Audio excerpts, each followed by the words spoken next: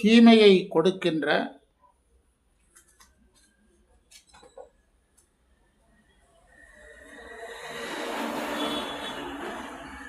ஆணவமலத்தை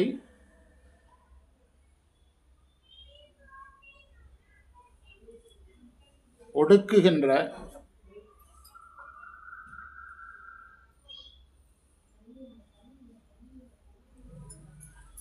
அருளே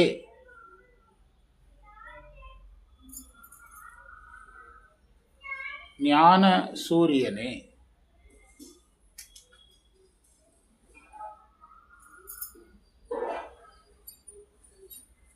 திருவாவடுதுறை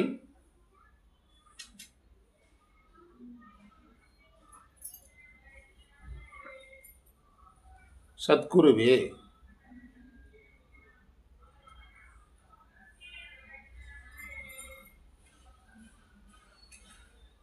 கண் ஒளியோடு இருக்கும்போது இருளை சாராது. அடுத்த பத்தி.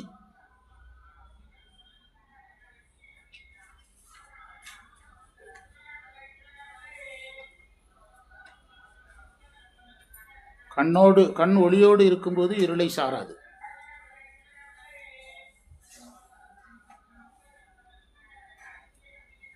நான் அருளை சார்ந்து இருக்கும்போது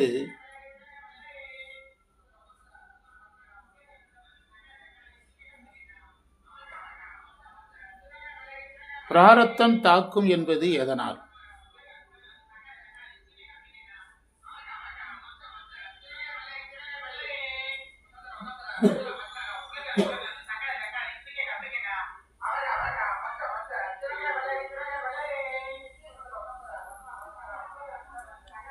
விளக்கம். அதுல எது கேள்வியோ அதுக்கு பதில் இல்லை, மற்ற எல்லாம் இருக்கு.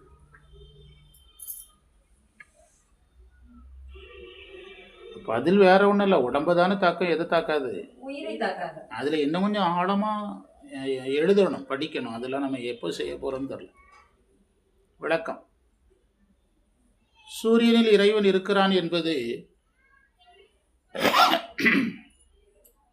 இறைவனுடைய தடத்த நிலை.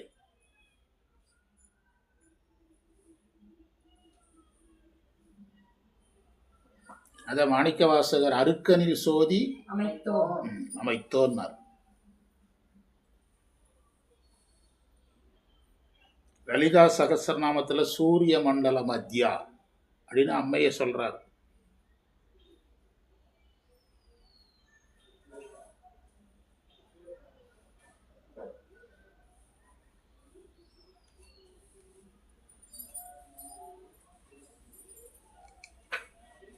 ஆணவமலத்தை ஓட்டும் குருவேங்கிறார். அடுத்தது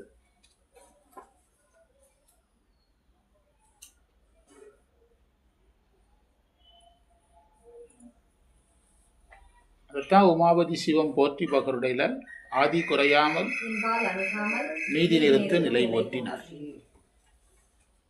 ஆணவமலத்தை ஓட்டுறது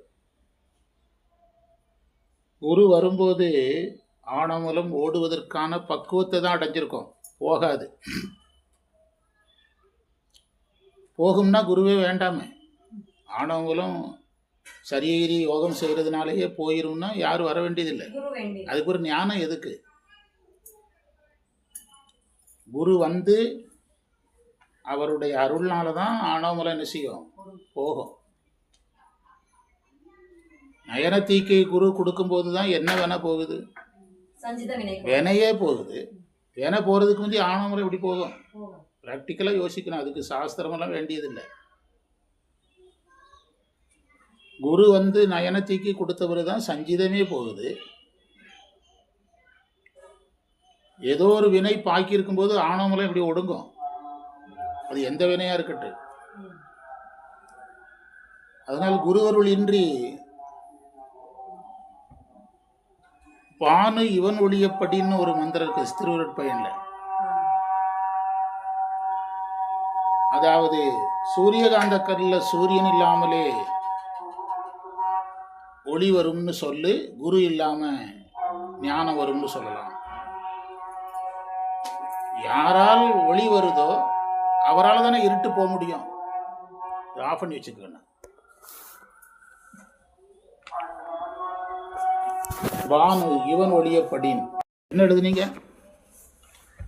யாரால் இருட்டு போகுமோ, யாரால இருட்டு போகுதோ அவரது இருட்டு ஒளி யாரால வருதோ அவங்களால தானே இருட்டை போக்க முடியும்.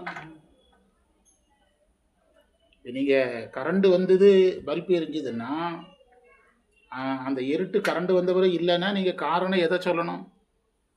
கரண்ட்டை தானே சொல்லணும், பல்பை தானே சொல்லணும், கரண்ட்டை தானே சொல்லணும். நான் சுவிட்ச் போட்டேன் அதனால இருட்டு போச்சுன்னு சொல்ல முடியுமா? அதே மாதிரி ஆணவமலம் குருவால் தான் போகும். நீங்கள் என்ன சாதனை பண்ணாலும் அதை போக்குறது யாரு தான்? போக்குற பக்குவம் தான் உங்களுக்கு வரும். நோய் போகிறதுக்கான நேரம் வர்றது வேற, டாக்டர் நோயை போக்குறது வேற. நோய் போகிறதுக்கான நேரம் வந்துட்டதுனால நோய் போகாது.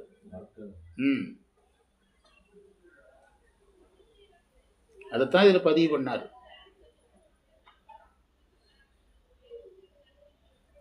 ஒளி கூட இருக்கும்போது கண்ணுக்கு இருட்டு இல்லை.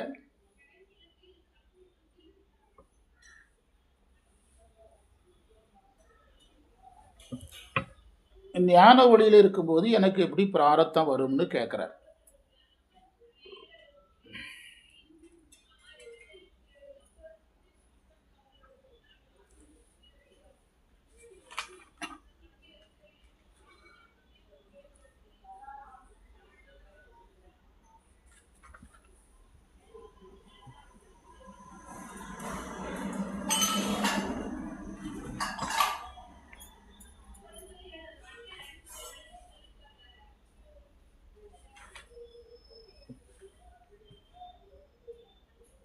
அதில் 46வது மந்திர உரையில்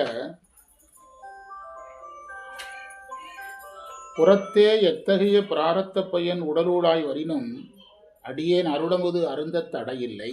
அதில் ஒரு தொடர் இருக்கு பாருங்க. 46வது மந்திரத்தை பாருங்க. பண்டார சாத்திரம் தான் எல்லாரும் கொண்டு வர வேண்டியதானே. 46ல் இருக்கு, படிச்சு பார்த்தீங்களா? புறத்தே எத்தகைய பிராரத்த பயன் உடலுடாய் வந்தாலும் அருளமுதத்தை அமர்ந்துவதற்கு தடை இல்லை. இதே தான் அந்த மந்திரத்தில் உள்ள கேள்விக்கு விடை.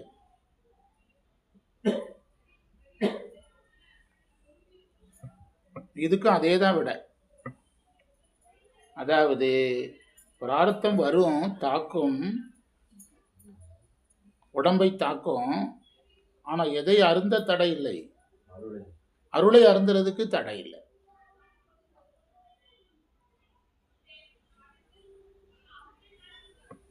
அப்போ ஒரே நேரத்தில் உயிர் பிராரத்தத்தையும் அருளையும் அனுபவிக்குதுன்னு சொல்ல முடியாது. அப்படின்னா பிராரத்தம் எதுக்கு மட்டும்தான்? அதை முடிவு எடுத்துக்கணும். ஒரே நேரத்தில் உயிர் ரெண்டையும் அனுபவிக்கும்னா கட்டு நிலையும் வீட்டு நிலையும் ஒரே நேரத்தில் நடக்கிற மாதிரி, சுத்தமோ அசுத்தமோ ஒரே நேரத்தில் நடக்கிற மாதிரி ஆயிடும்.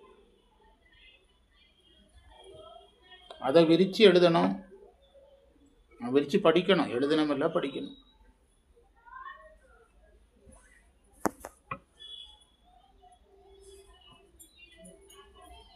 இதுதான் அந்த மந்திரத்துக்கான செய்தி. இதை கட் பண்ணி கேட்கணும். அப்படி அதான் கரெக்ட். ஆமாங்க, பிராரத்தத்தை